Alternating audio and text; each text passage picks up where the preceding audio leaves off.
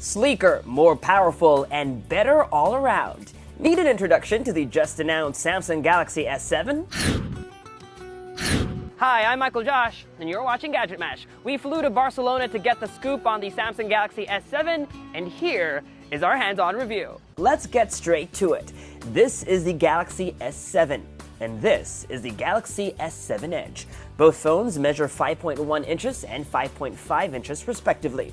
Design-wise, not much has changed since last year, but that's not surprising because the S6 redesign was well received. Instead, Samsung took what it had and made it better. The S7 is still mostly made up of glass and metal, but now has slightly more rounded corners and a slightly more squarish home button. The display has an even narrower bezel, meaning it's flushed against the sides of the phone. Button and port placements are the same, volume rocker on the left and power button on the right. Micro USB charging port, headphone jack, speaker grills, and microphone on the bottom. Notice, no USB Type-C.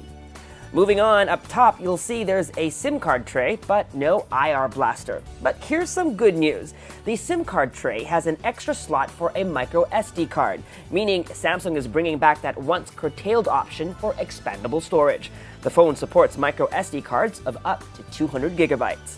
But the biggest design change can be seen and felt once you turn the phone around. The back of the S7 is now curved. Samsung is calling it 3D glass, resulting in a phone that's easier to grip and one that feels thinner than it actually is. The unsightly camera bump on the S6 has been shaved down significantly. One final design change is another returning feature, skipped on the S6. The S7 has an IP68 rating, meaning it's waterproof and dustproof. You can shower with your phone or swim up to depths of 1 meter for 30 minutes. While the S7 still has a non-removable battery, Samsung's made sure that this time around, the phone has a bigger battery, up to 3,000 mAh on the S7 and 3,600 mAh on the S7 Edge. Samsung is also improving the S6's already impressive camera. The company is touting a new feature called Dual Photo Diode, something seen on high-end DSLRs like the Canon 70D. The promise is even better low-light performance and even faster autofocus. We spent some time with the camera and were pretty impressed by focus speeds. Also worth mentioning, my favorite feature on the S6, double pressing on the home button to start up the camera still works, and camera launch time is as fast as ever.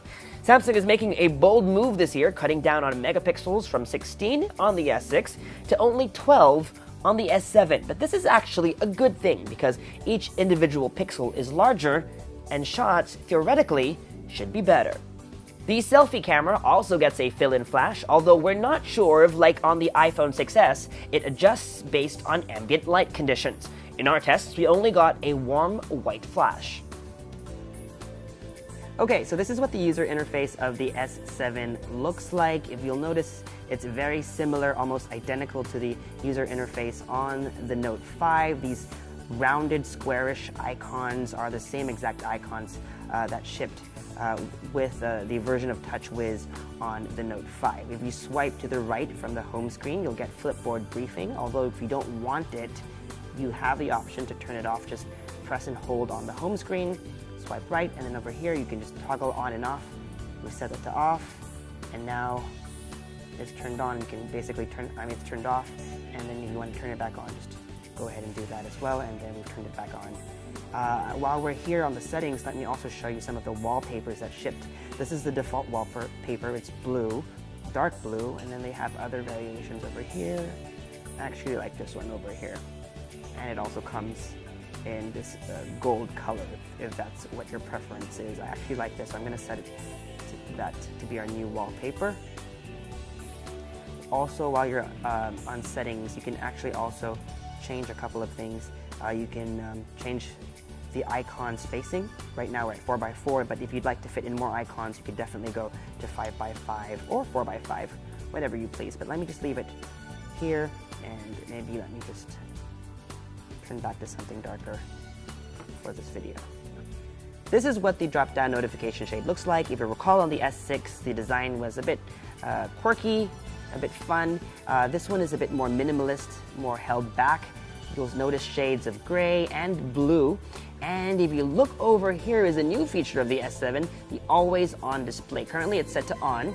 We can turn it off with a tap, but let's turn it back on and then just switch off the display, and you'll notice in a bit this will pop out, and this is always on the display.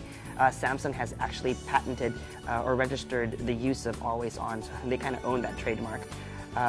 It's 11:17 a.m. That's the time, that's the date. You have the battery levels over here, and if you had missed calls or incoming messages, the count would appear underneath the time over here. And like I said, it's always on the display, but it consumes very little power. Samsung says less than 1% of battery per hour. Let's go ahead and dive into the app drawer. Again, very similar, and we're actually pleased to see that there is hardly any bloatware. There are a couple of Samsung apps like S Health and S Voice, and there are built-in Google apps as well as a suite of Microsoft apps, including Word, Excel, and PowerPoint. And last, let's take a look at the settings menu. Again, very similar to the settings menu on the Note 5. You can search. For example, I was looking for storage earlier. And as you can see, this is a 32 gigabyte phone, and out of the box it has it's used about 7.82 gigs, so there's about 24.18 gigabytes available. Last thing I want to show you is the version of Android. If you go into software info, you'll find that it runs Android 6.0.1 out of the box, and that is Marshmallow. And you press and hold.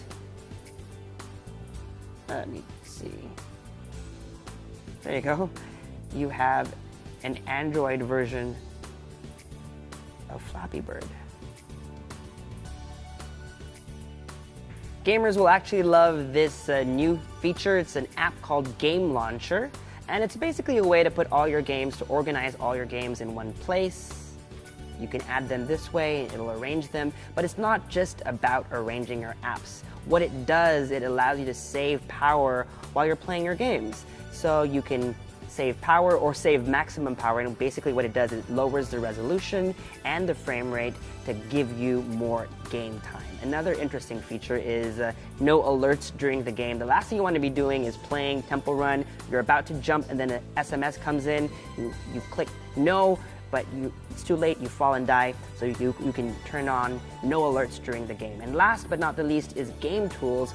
I can't show you that now because I don't have any games installed, but basically what it allows you to do is take screen grabs or even recordings of gameplay itself. If you're a YouTuber, this is a perfect tool for that. On the Galaxy S7 Edge, you'll notice that the Edge screen has been updated. Now there are 2 columns. The Edge screen just used to be over here. Now this entire thing has the Edge screen functionality, up to 10 different app icons or app shortcuts. But it's not just about app shortcuts anymore. If you swipe again, is a new feature called Tasks Edge. So it's not just summoning a specific app, but an action within an app. For example, being able to take a selfie, launching the camera and taking a selfie, or launching the messaging app and composing a message. You can go in and add other tasks. For example, launching the stopwatch from within the clock app, or for example, opening a new tab from within the browser. Right now, for now, as you can see, these are all Samsung default applications, but Samsung says they're opening up this feature to third-party developers, so soon your favorite apps may be able to give you extra functionality for Tasks Edge.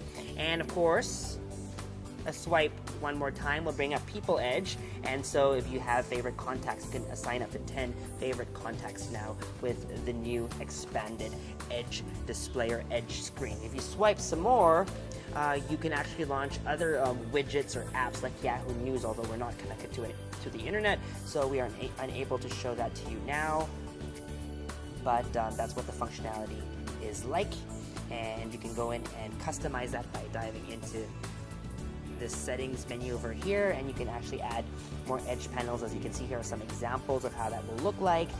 This looks like Flipboard. Over here is a stock ticker of sorts. Sports scores, you can add those in over there. And they all are provided by, this is provided by Yahoo Finance. And And of course, you can also include the weather, but I don't think that will work because we are not connected to the internet at the moment. But those should load over here if you set it up that way. And that was our hands-on with the Samsung Galaxy S7 and S7 Edge. We've got a lot more coming from Mobile World Congress, so make sure to subscribe to our YouTube channel, like our Facebook page, and follow Gadget Match elsewhere on social media. Until next time, I'm Michael Josh. Thanks for dropping by.